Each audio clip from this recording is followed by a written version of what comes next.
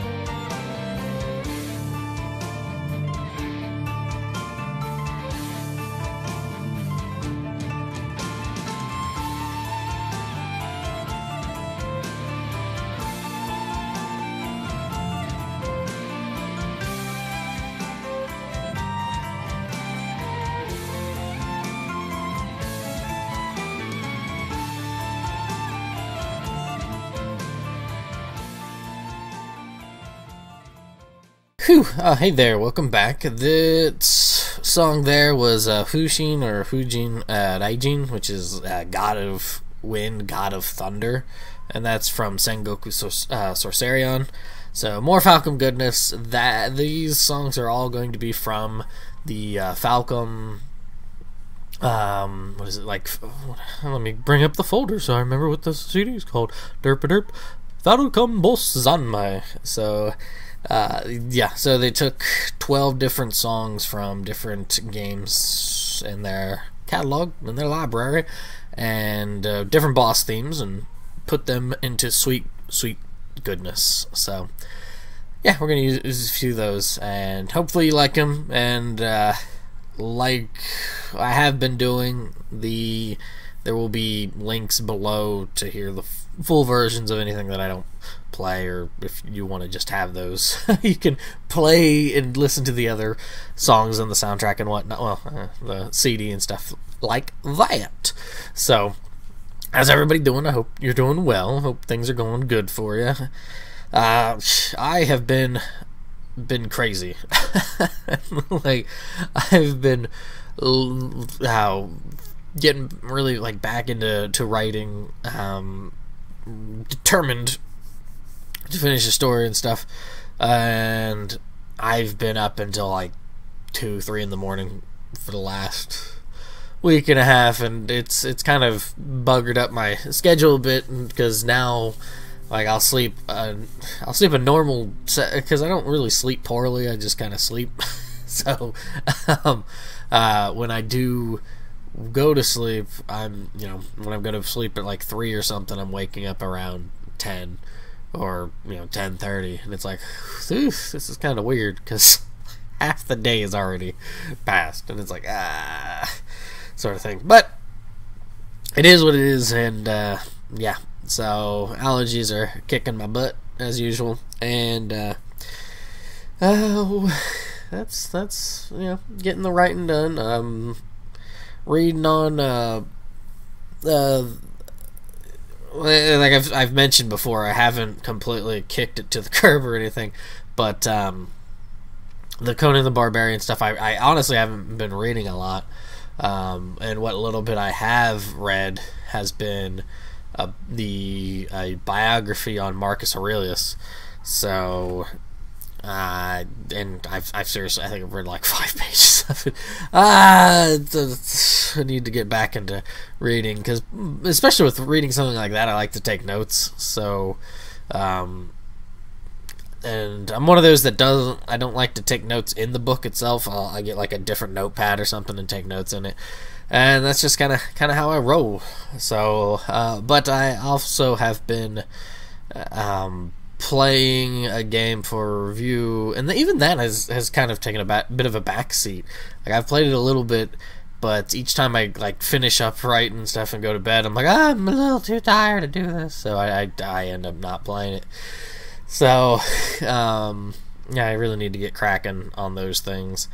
That and that. I think that's about it, really. I mean, it's been like really busy with the writing stuff. I don't. Yeah. I put out a thing, and I probably should have mentioned it at the beginning of last week's episode, but and I did. I put it on Twitter, and I've got it up now.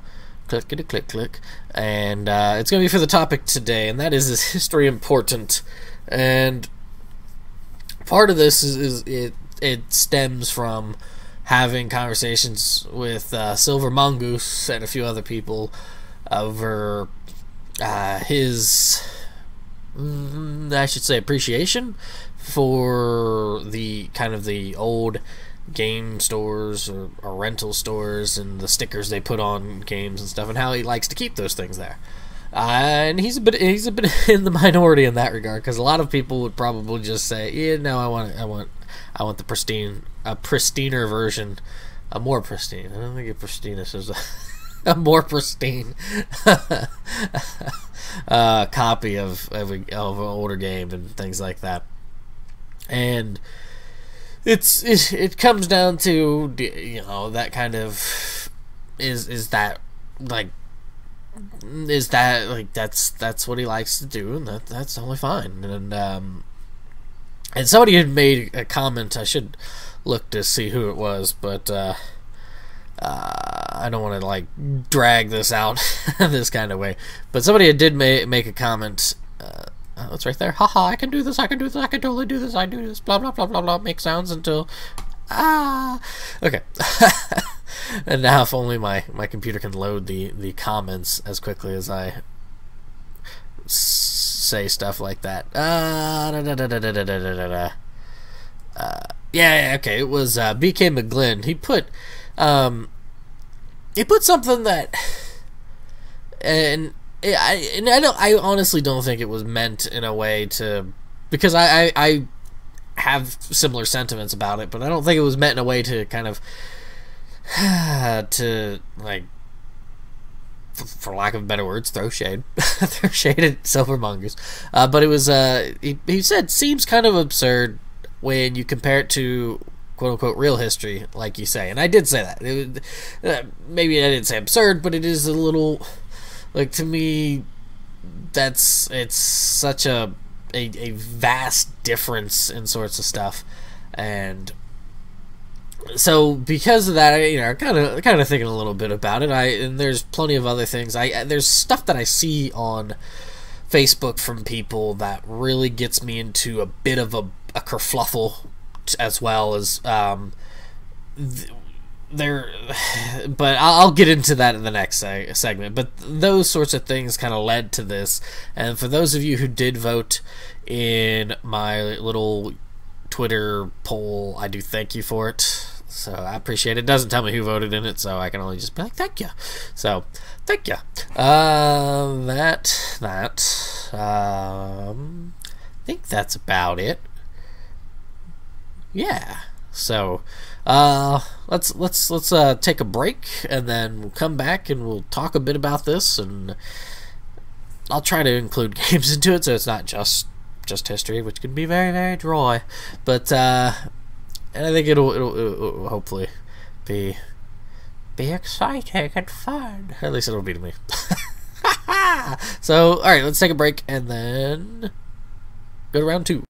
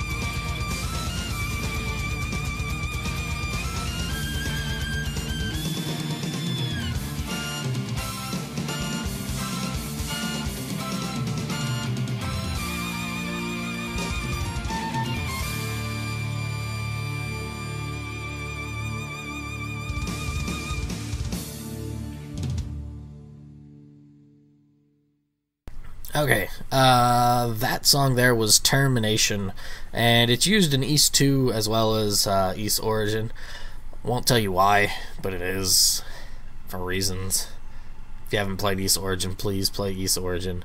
That game is fantastic. And if you haven't played East 2, I'd say try East 1 and see how you feel about it, because it is a bit arcane in its play style, where you're running into things. I remember the first time I played it, I was like, what in the hell is going on? God, this is bizarre. But fantastic song. It's actually one of the first East songs I remember really hearing on the YouTubes. Not particularly like this variation of it, but the East Origin version, going, oh my goodness, this is amazing. So yeah, that, and also if you can hear people mowing and stuff, I apologize. Like I was mentioning before in the previous section, I seriously just woke up about like an hour and a half ago. So of course, I wanted to do it last night, but I was just like really tired. I was just like, I'm kind of pooped. So I didn't get to recording late last night, so I'm recording it first thing in my morning.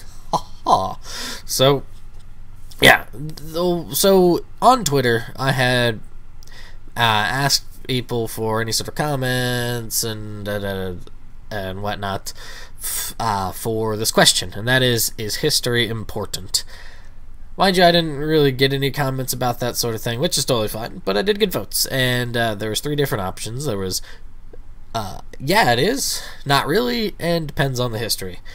86% said yeah, it is, 0% said not really, 14% said depends on the history. And this might come to maybe a surprise, but I think it depends on the person more than anything, which is kind of me cheating on my own little thing here.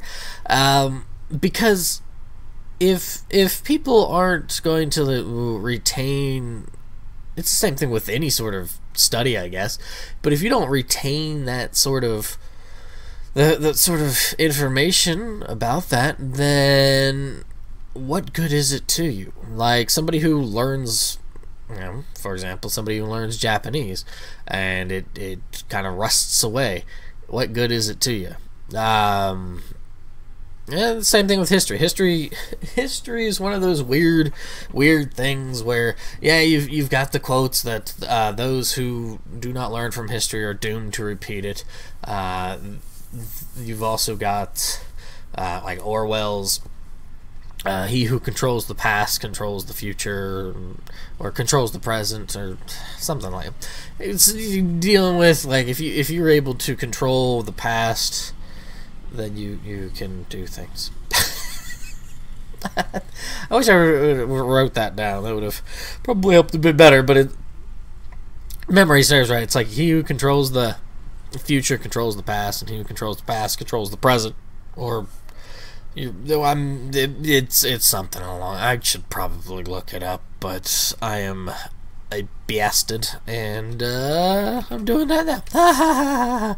But like to me it is really important, because you look into that and you can see, you try to, I guess it's a way for me to try to understand entirely different perspectives from my own, and that's a hard thing to wrap around, and I think that's why I like to write and try to write like realistic characters, is that they're you know, there's so many different perspectives out there that a lot of the times it gets kind of washed into, well, you get clumped into these groups, and we do it excuse me, we do it because we're lazy, but also because it's a lot of work to clump people into a group. Well, you are X, Y, and Z, so because of what I know of X, Y, and Z, this is how you think.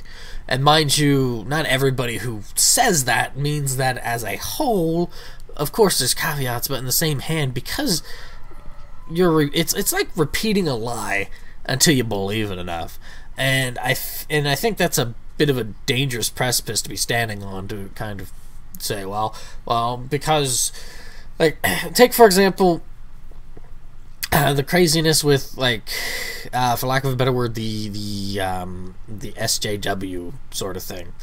Now, they want to say that there's a problem, or there's a video I've seen people kind of ragging on somebody about how they were saying, well, because you are this, you are automatically this. Like, for example, because you are white, you're automatically a racist, which is like mind-bogglingly just crazy in itself, because it's there's no race. I mean, that's such a silly thing to say. You're a bigot, but well, there is one race, but I mean, pigmentation aside, you do not. There's not a classification for differences when it comes to that, other than somebody's a different shade. I mean, seriously, that's if you're hating somebody over something so fucking minor, so minuscule in the grand scheme of things, yeah, there are problems. But to just kind of broad stroke brush people in that sort of regard, it's even worse in that regard. Where was I even going with that? But when you do things like that, and I guess for me, when that's the danger when it comes to not catching history in that regard, is that you have a you're not trying to create a different perspective. You've already built one, and it is substandard to what maybe like, well, because all of these people are racist, or because all of these people are sexist, or because all of these people are, X, Y, and Z. I don't need to go further than that. I already know all what, and that's and I've ragged on this when it comes to writing, where people were a lot, not always, of course, where it seems like a lot of it is talking from a point of above, than trying to just kind of write something, I guess. Maybe I'm the weird, goofy one in that regard, but that's just kind of how it comes to me, is that it put on my headphones, start listening to the musics, and then start writing. I don't really think of... I mean, yeah, certainly there because of how the story is, there are certain characters that are going to speak out against certain things, but there's other characters that are going to speak against that, because that's who they are. I mean, but with history, that's what I like to do. I like to see these different perspectives. I like to try to imagine some of these really, really, like, insane events in a way. Take, for example, the Carthage.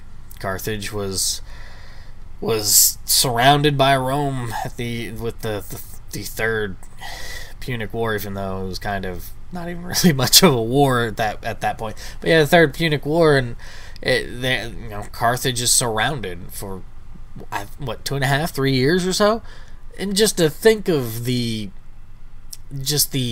dread of Roman ships in the port and an army surrounding the city walls, as you are totally you're just kind of staring death in the face at that point, and then to have them actually break through and just tear it apart is just to me, it's a very vivid and horrific image.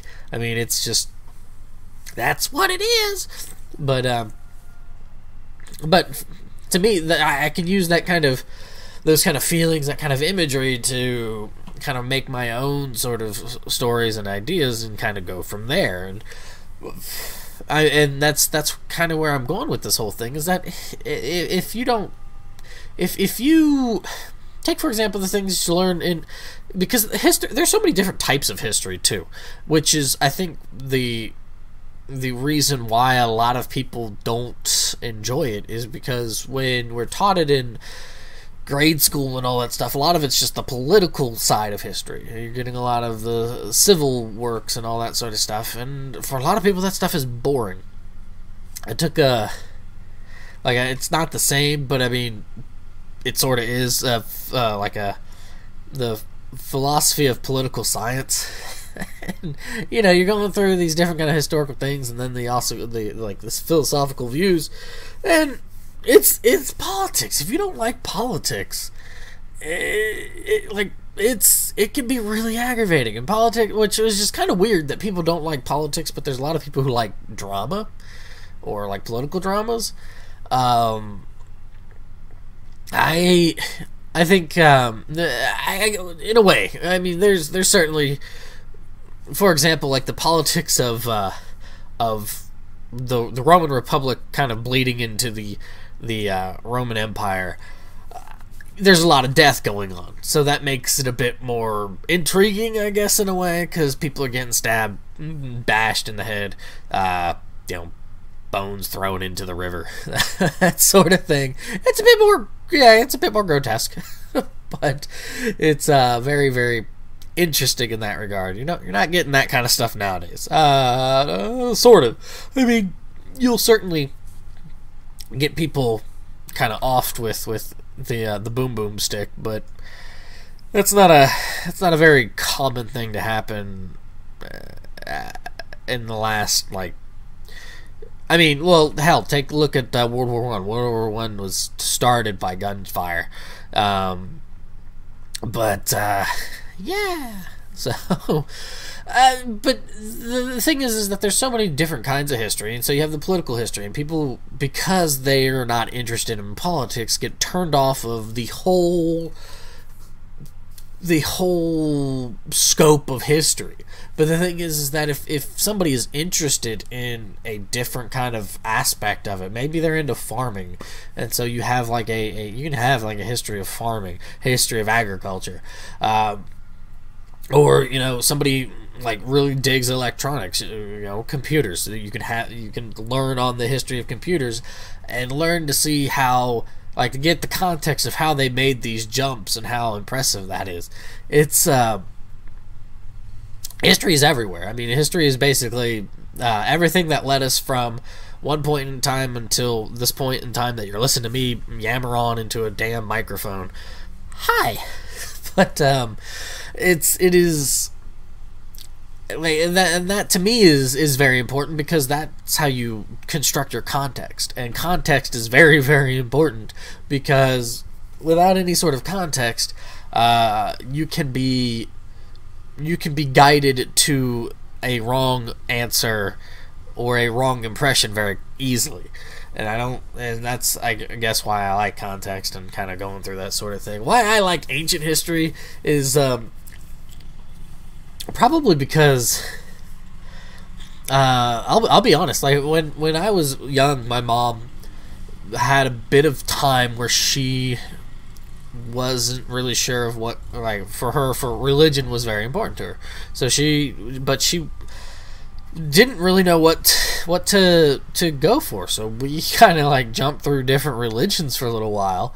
And I seen that, like, my aunt and uncle are very religious as well, and I remember as a kid going with them to church and, you know, learning about different Bible stories and that sort of thing, and that kind of interested me more so, like the stories themselves, maybe not necessarily like the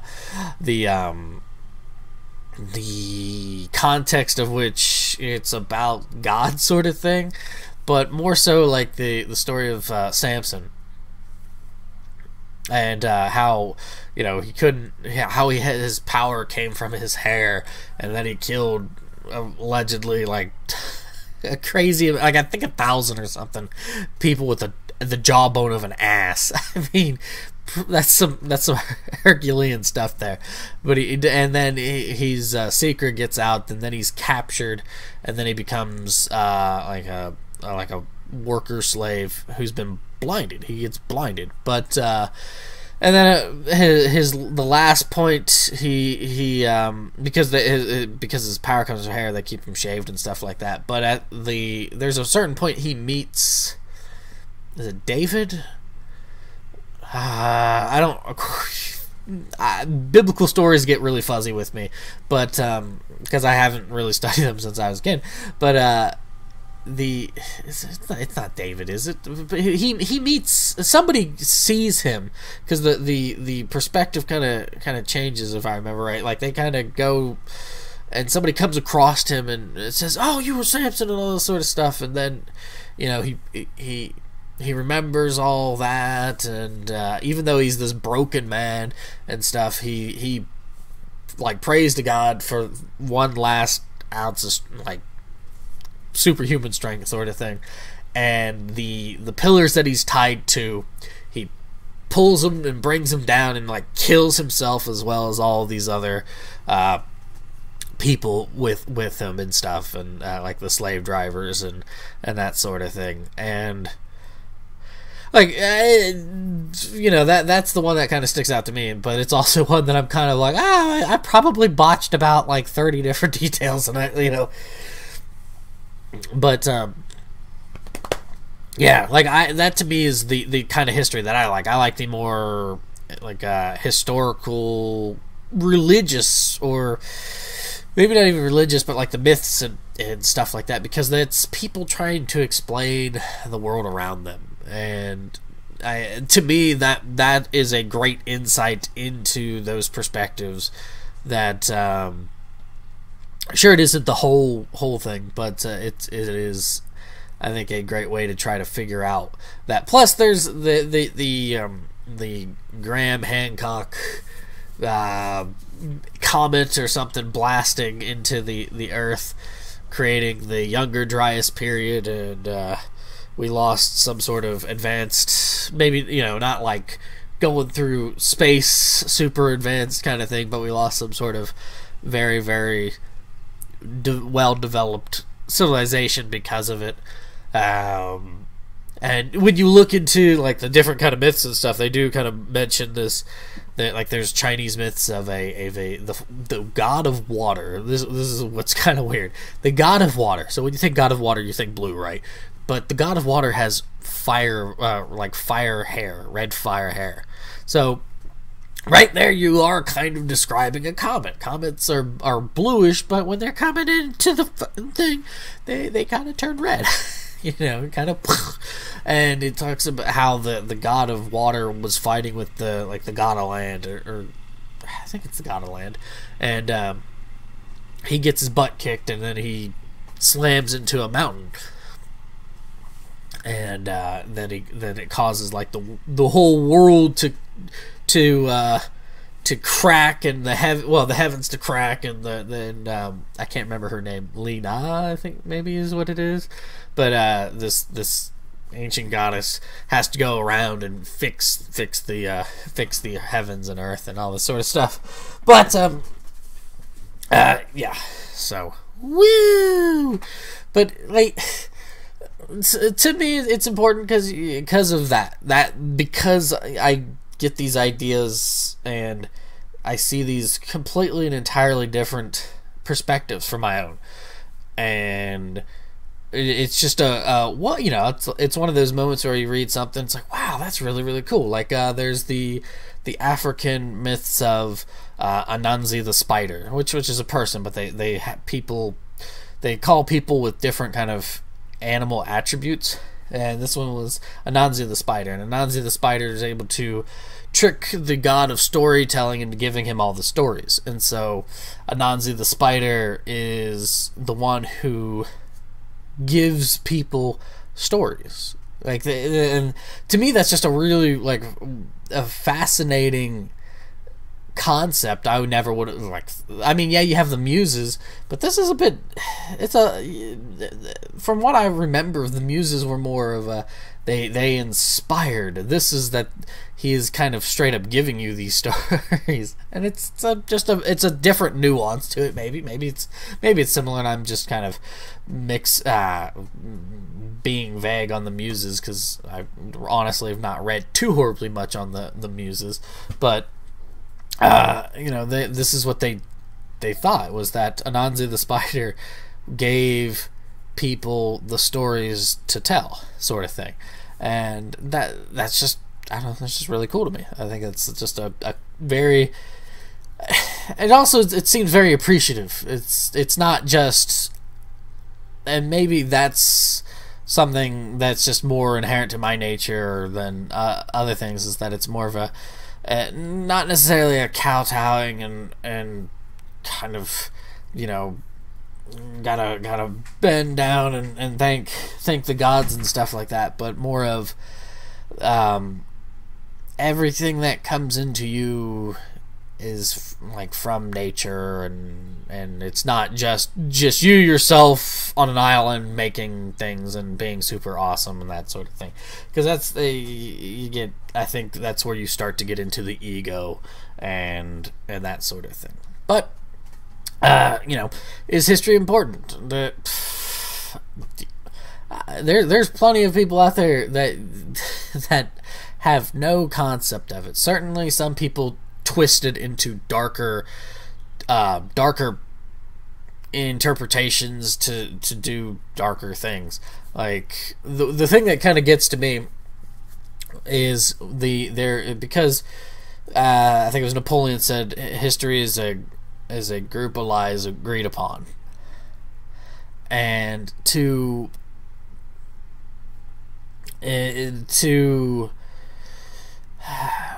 the problem is that because history is what it is, it's dealing with us, it's dealing with technology, and it's just, it is everything up until this point. Like, you're going to have very different perspectives on things, and because of that, when you teach one perspective, there's going to be an entirely different one, and somewhere in the middle is going to be a bit more of the truth.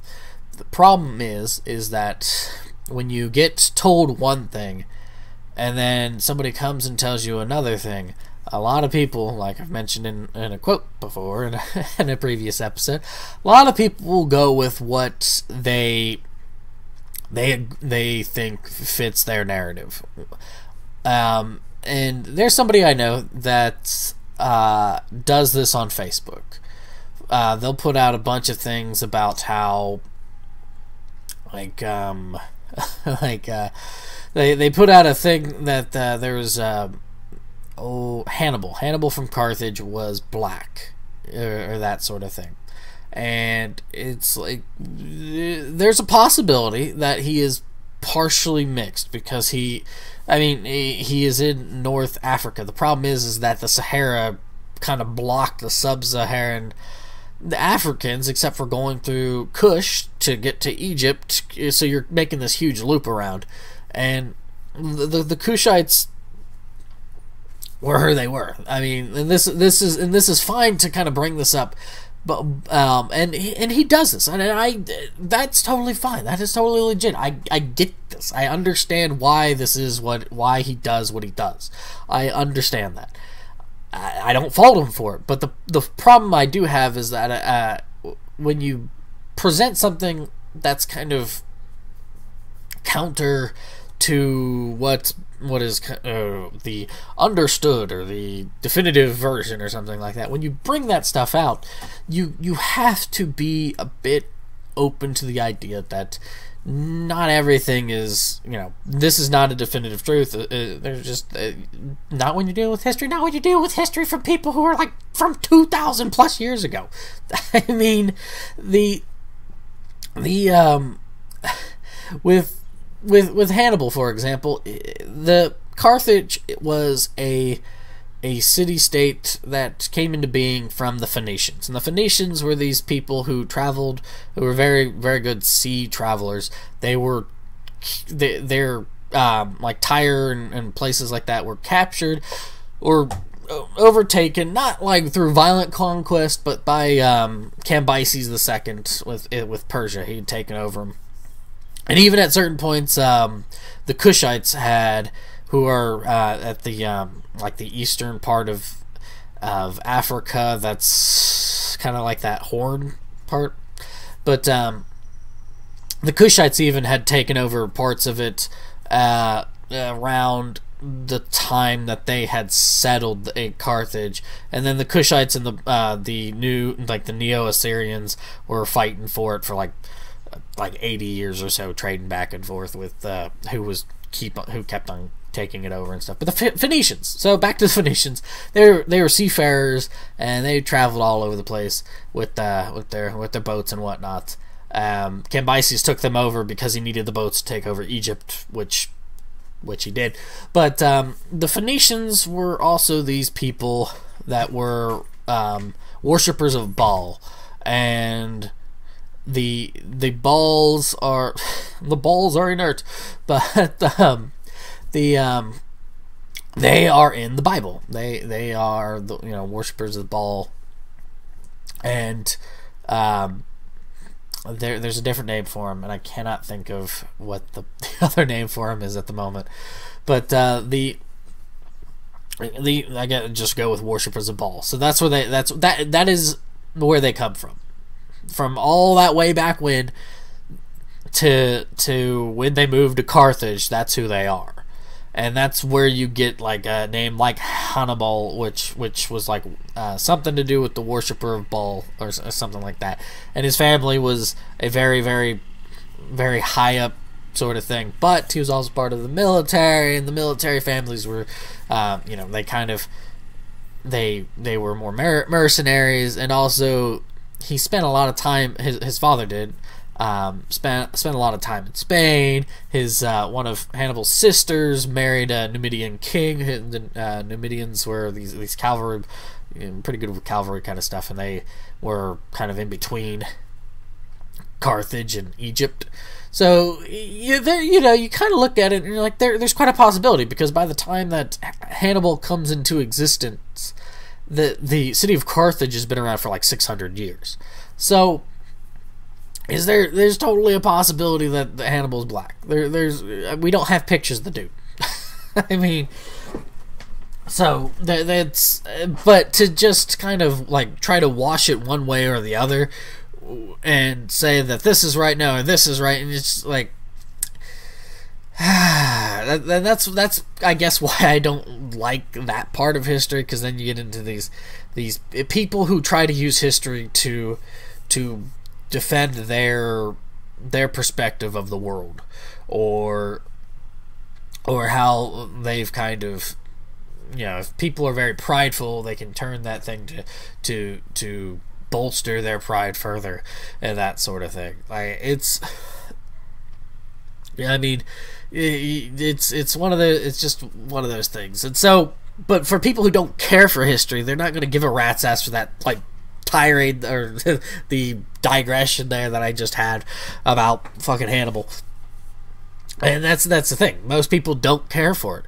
And truth be told, I can understand that, because a lot of people, they just don't care. They're kind of locked up in the moment, which that's all right, but I don't know. I think that it serves a good lesson and a good appreciation to learn about from whence we came, sort of thing. Even just the personal history of yourself. Look at what you were years ago, and then what you are now.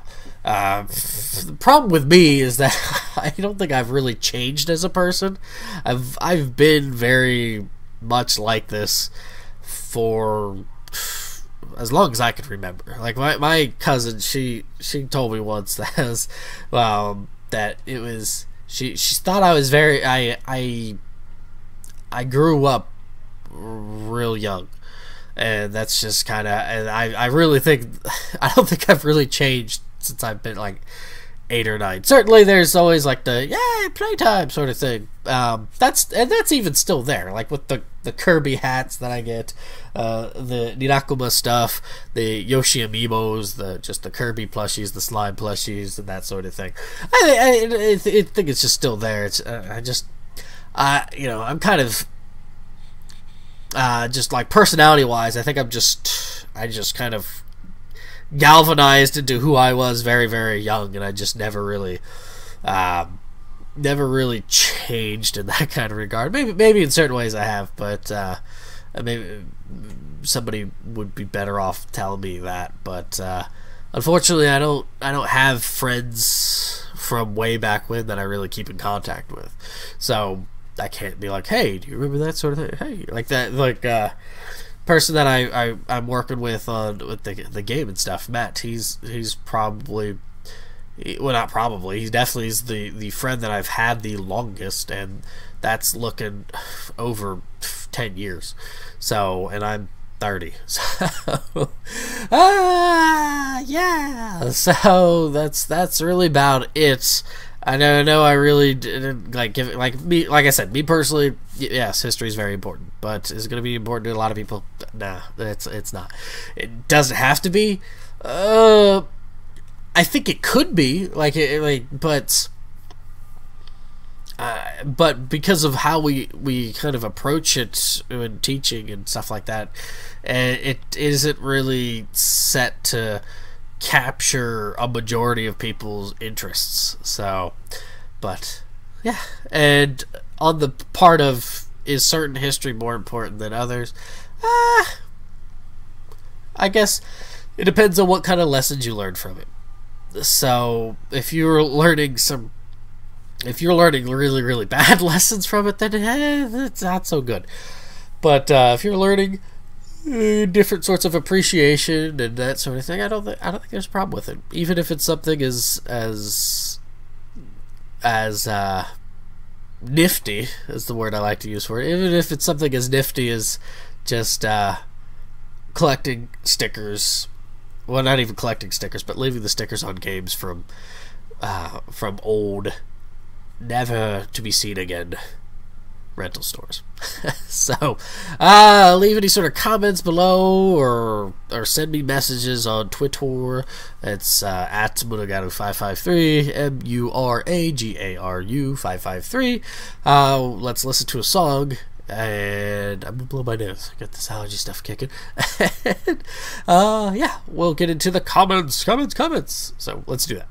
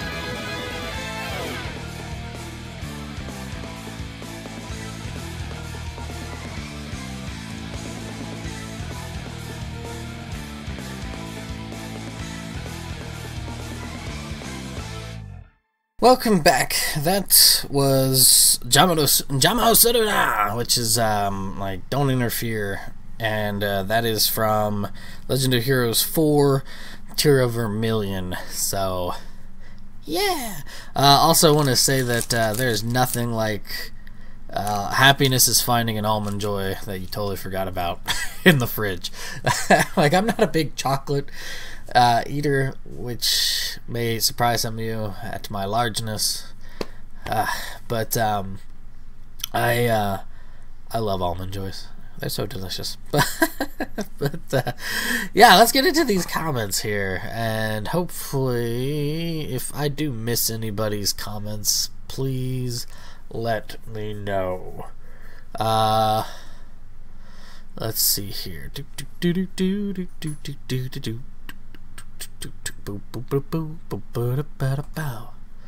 Alright. Okay, so I need to kind of go back here. We're going to jump back to Rambling Weekly 9th, because a Mr. Silver Mongoose had replied to them. So let us jump back a few. Back to May. Oh my goodness. So long ago. It's almost July. It's crazy. Alright. So this topic was about, let's see here. Me ranting about subjectivity. And then I kind of go off the deep end with an article about game lore. And all that kind of lovely stuff. So, and I have not responded to these yet, so now I don't feel like I'm being too repetitive there in this regard. But Silver Mongoose left 3 different comments. Unfortunately, well, one of them says 6 days ago, so I'll start with that one, but the other 2 say 5 days ago. So, oh no, okay, no, okay, now we'll start from the top and go down. So he responds with, "You can measure things like fear and happiness, though. It's all just chemical process in the brain. People have done it." Winky face. "I know the science isn't applied to your argument, just giving you a hard time." Yeah, no, that's true. You can measure the feeling of fear, but the problem is that you can't measure. Like, when you can't measure that sort of thing, because for starters, we don't have any way to really do that unless you, like, drug somebody up and throw them into some sort of, like, VR or simulation or something to replicate that sort of thing. You cannot tell me that there is greater fear in, and I know you're giving me a hard time about it, but you cannot tell me that you have greater fear from hearing gunshots than you would from the impending doom of having, I think you used Carthage again in this one, but having the Romans sitting at your doorstep for 2.5-3 years. You can't tell me which one's greater in that regard. Man, this chair's extra squeaky today. Something. But excuse me. But you can't tell me which one's greater, because that you're gonna say that, well, it's a quick, needle moving kind of thing with the gunshot, but that's you're kind of comparing apples and oranges in that sort of regard. But it's all under the umbrella of fear.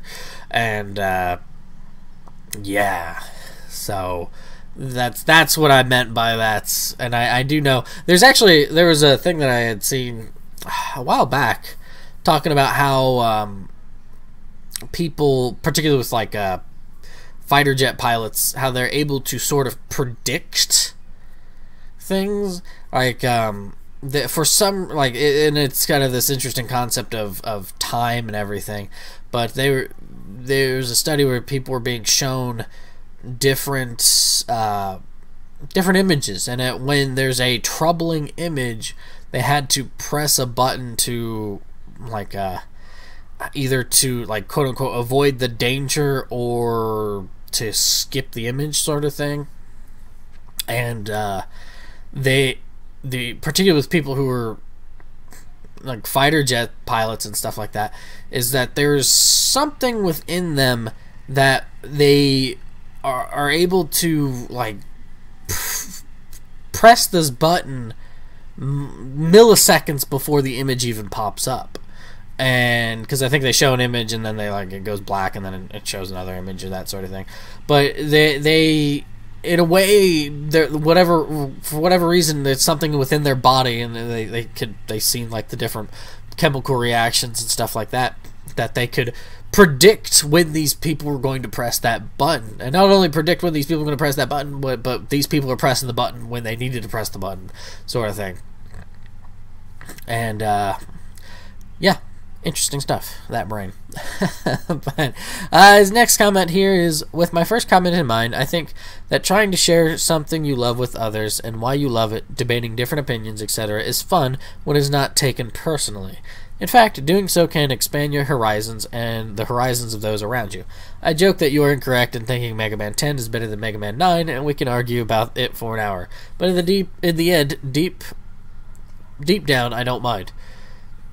I hate some things my friends love, and vice versa, and that's cool. True. I mean, yeah, I know, and and maybe it's just kind of how I come off sometimes. And I know other people, for example, from what have gathered about, like, and if you don't like them, whatever, that's, and I'm not saying you, like, personally, they're silver, but just anybody in general, like, Alpha Omega Sin. Like, a lot of people don't like his. It's not necessarily. Excuse me. It's not necessarily. It's a bit firebrandy with rants at times, but his opinions are his opinions, and he's a very cocksured person. Not in the sense of. I'd imagine not in the sense of egotism, but just definitive of like who he is. And maybe that's something that I kind of have too, but I'm not as vocal about it, and so when I write out some things, like, I can kind of sound that way. But when it comes to opinions for things, I'm all for people having their own opinions on things. Whatever. I mean, I cannot agree with it, but I'm not going to sit here and say you're wrong because of your opinion. You know, that's where I think we kind of, when you push the boundaries too much of, well, you're wrong because of your opinion, and it's like, that's no, just because somebody else likes different things about something. People love Tales of the Abyss. I fucking hate that game. Okay, I really don't like that game. Tales of the Abyss is a boring game. I find it dumb. The plot twist I already got. The big thing. Oh, you know. Okay, there are people who are like, well, it's the how. I think, well, Return to Mother Base. He mentioned how he really appreciated the change, the characters and everything throughout the game, and that's totally fine. Like, I know a lot of people who like that game, and that's fine. I just found it boring. I mean, I tried to play it with I mentioned before, Matt. I've tried to play it with him before, and it was just not fun. When I'm trying to play a game with somebody else, and this is the same person that I got through Final Fantasy V with. Like, that is I needed him to get through that game. But, you know, I've played games with him before, and like, that one there was probably the worst one, because we played it for, you know, a handful of hours, and we're like, this is not entertaining at all. And Vesperia, while it was entertaining, I was just ran into the dirt, and by the time trying to get around to playing it, I was just too tired. But and then but I actually had interest in Vesperia, so I went back and played through Vesperia and enjoyed it. But I have no desire to go through Tales of the Abyss again. It does not interest me. And time is finite. It is not infinite. I'm not a cyborg that'll live till infinity, but it's not yet, at least. But like, I have other things I'd like to do other than play that game. A whole lot of other things to do. I would rather do yard work than play that game. And I'd rather just clean and organize things than play that game. I have no. But people are allowed to like it because I am not the ruler of everything and can dictate that sort of thing, and that's fine. And you like Mega Man 9 more than 10, that's totally fine. And I wonder if, like I've said this before, I wonder if it's people who like 3 more than 2, because I like Mega Man 3 and 4 more than I like 2. I'm not a big fan of Mega Man 2. I think I might even like 6 more than 2. But yeah, I said it. I know that's maybe sacrilege, but I'm not a big fan of Mega Man 2. I don't like Mega Man 2. It's a little too I don't know, there's something about it that just isn't warm to me. I know that sounds kind of weird, but where I get a bit of a warmth from Mega Man 3 and 4. So, then his final comment on this is, in relation to the depth game lore discussion, I think that Metal Gear Solid and Shadow of the Colossus, both of which are on the opposite ends of the spectrum, both have value. Both methods can be done well, and both can be done terribly. Generally, I prefer something closer to Shadow of the Colossus, maybe a 7 on the 1 to... Oh, okay, maybe a 7 on the... I don't quite understand what you're trying to say here, though. Maybe a 7 on the 1 equals Metal Gear Solid, 10 equals Shadow of the Colossus scale. Both, it's a matter... Oh, okay, I get it now. Okay, I see. Something more towards that... Okay. Both, it's a matter of preference. Certainly it's a matter of preference, but that wasn't what I was getting into a huffy about. I mean, I'm not to say that, and maybe that was just because of the pendulum swing, but here that article was saying that this is the best way to do it, that this is good and these others aren't good, and that's not the case at all. I mean, it's exactly that. It comes down to preference for that sort of thing, but to sit there and say that Shadow of the Colossus has greater lore than another game because you can figure it out on your own, that's ridiculous, because that's not greater lore. You're just making up things. You are given a whole bunch of gaps and you fill them in yourself, which is fine. That's fine. I personally think that there should be gaps for people to fill in things themselves, because that allows people to kind of interject a little bit more into what's going on, which is fine. But to sit there and say that these massive gaps is the best way to do it because this other information isn't useless, and then to later on in the damn article blab on about how I can learn things about the Majestic 12 and UFO. It's like, what the hell? What? Like, I love me some conspiracy theories and UFOs, but to sit there and boldface say, well, this is much more important than that, it's just silly. That's what that is. And then to just... And it kind of goes back to my history argument. These people... and they don't see that it's people who don't have appreciation for history. That's those kind of comments to me, because they just care about what's going on in their life right at this moment, and that's fine. I'm not saying that they're horrible people for that, but the whole lines and pages on a statue that's 100 years old, that's trying to build an understanding for these people and where they're coming from. Like, what they appreciate. It's not like, which is weird, because the dude makes a point about the architecture. You could figure out lore that way, which is just stupid, because without knowing anything about the religions and stuff of like Egypt or the Aztecs, when you look at those things, you're not going to figure it out. You're going to be way off base. You're not going to be right at all. Maybe like 1 out of 100, but you're not going to sit there and be able to tell me what about like ISIS or what's her name, Nephisis,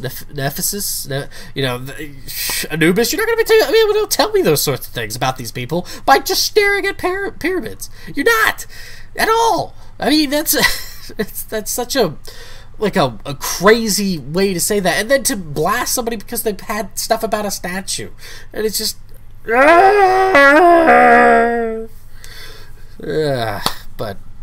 yeah, I mean that's fine. Preferences, that's goes with opinions. So if you prefer that, that's totally fine. But the article was totally about slamming this other one and saying that this is the best way, this is the right way. And it's like, no, there is no right way to do that sort of thing. Particularly when you're talking about like things that are dealing with people. That's such a soft science sort of thing. There's definitive truths. Are there any definitive truths out there?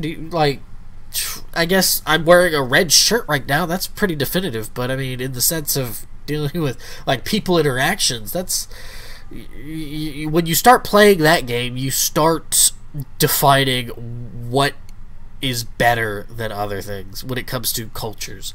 And so when you start saying, well, it's better this way than it is this other way, that you're trying to like, it starts building this moral high ground. Now when you say it's a preference, you don't build that moral high ground. You just that you have a predilection towards those sorts of things, which is fine. But when you have people trying to say that this is better than this, that's you start playing a very dangerous game. Not to say that, of course, that's what it builds to, but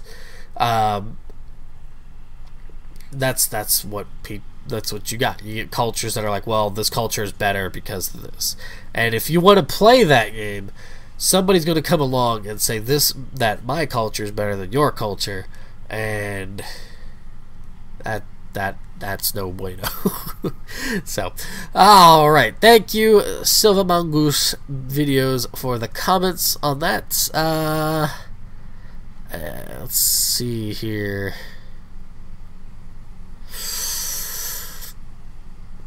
I did not get any comments on the 13th episode, which was political ploy, which is totally fine. I mean, it's politics.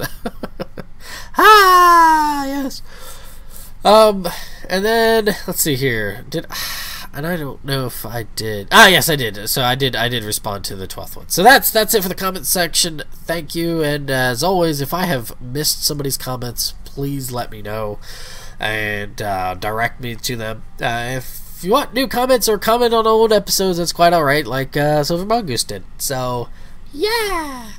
That's it. I hope the audio is working better for you. You haven't mentioned that in a while, so I don't know if you've just got tired of repeating that. But yeah, so that be that. Let us take a break and then come back with the quote.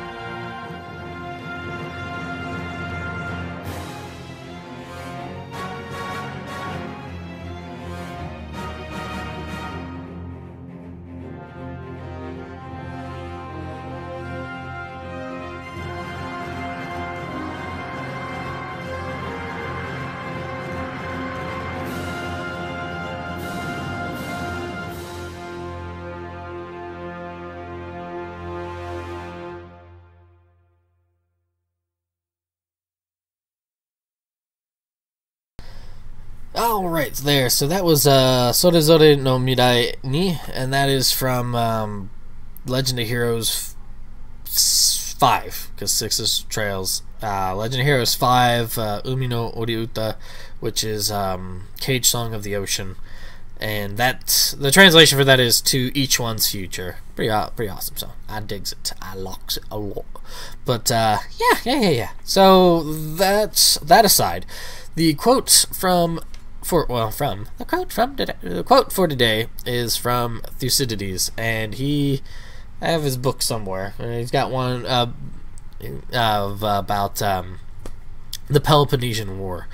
So, and that was between Sparta and Athens there back in the Dizay. And his quote that I'm going with today, because there's some pretty good ones, we're going to go with this one, and that is, "History is philosophy teaching by examples."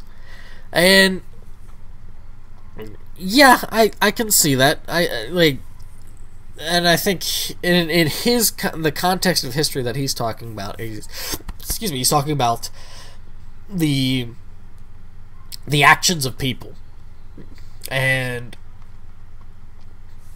by that's kind of what philosophy is about. Is not always, of course, determining the actions of people, or to understanding the actions of people with things like hedonism, or the paradox of hedonism, where if you persistently try to go and seek happiness always out of everything, you will not end up as happy as you would have had you abstained from trying to seek that pleasure at that moment. That's the paradox of hedonism, I think. I hope. I have not led you astray, I pray. But I totally get that, and to me that's kind of what I see. But I'm not also I am certainly there's certain people in history that I like to read up on, like Marcus Aurelius. Sulla is another one that I'll read, because that dude is a badass. When you have an epitaph that's what is it? No friend has ever helped me, nor enemy ever wronged me that I have not paid back in full. If that's the paraphrasing that, but if that's your epitaph, you are a very, very Jesus, that's really, really hard. Just but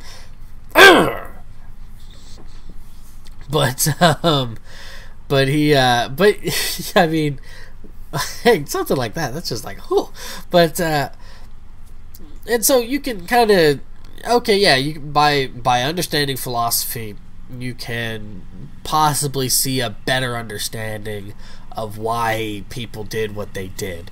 Now, of course, that's not definitive, because we're not in people's heads. That's that gap of unknown is kind of like the person's private, just their private, I guess their fortress of solitude sort of thing. It is not something we can prod into, which then at that point you're having to guess and stuff. And I think I've mentioned this before, but I mean, take for example, actually I think it was in the last episode, where it's you're trying to make an agenda of things, and it's well Fahrenheit 451 is about the censorship, and Ray Bradbury's no, it's kind of about the evils of the advent of television and radio, and being told that no, it isn't by UCLA students really doesn't do the trick. But you need to have that person state explicitly, sure, they could be lying, that's always a possibility, but that you have to either accept it, or I shouldn't say you have to accept it, but you're left with the choice of either accepting it with the caveat that they're accepting it with you may be lying sort of thing, or completely ignoring it and just definitively saying, yeah, they're lying, or you're like, well, they are being truthful. And I think for the longest time when they were, kind of going back into history and stuff, they'd be like, well, it's definitively because they said this. And it's like, well, no, probably fudge some things, cough, cough, numbers, with wars and stuff like that. But I can totally see history as philosophy teaching by examples. At least with dealing with people's actions. So, not necessarily with the type of history that I kind of like, because that's not philosophy. Is more of trying to. I guess it's philosophy. It's philosophy in a different kind of way. I guess it's how they kind of try to understand the world around them. Yay! Before super science came in and saved the day, but and that's kind of an interesting thing to derail into, is how science has. Because philosophy was also trying to, it's feeding two different paths with science and trying to understand the world around them, but also like thought processes and all that sort of stuff to what it is now, which is kind of, it's almost like it's just completely just disregarded because, well, you're not it's not definitive, so what's the point of even trying to figure it out? So there ain't any great thinkers anymore, are there? But that's it for today. We're going to go out with I love this song, and there's a PC Engine version of this song on the YouTube, so I'll try to find it, but it's from Legend of Heroes 3 White Witch, or Shiroki Manjo. And for those who know any sort of Japanese, adjectives like shiroi, which is white, they to describe things that would be like either keeping it that way or putting a ku, like shiroku sort of thing. But they, like olden days, they did a ki, so it's like shiroki. And they do the same thing with this song. This song is called Kanashiki Ohi, which is like Sad Queen. And this song, like, there's a few different versions of the song. Like the PC Engine kind of version is like really, really dark sounding. It's cool. It's dark. But this one, it's a really good song because it has a very great sense of foreboding, like. Or like just anticipation for the worst. And we're gonna leave off with that one for some reason, other than it's just a badass song. But yeah, that's it. Thanks for listening. Have a good one. Take it easy. And yeah, that's it. So thanks for listening, and comments are always greatly appreciated. Yeah, have a good week, and yes, thanks for listening to Rambling Wiki episode 14th.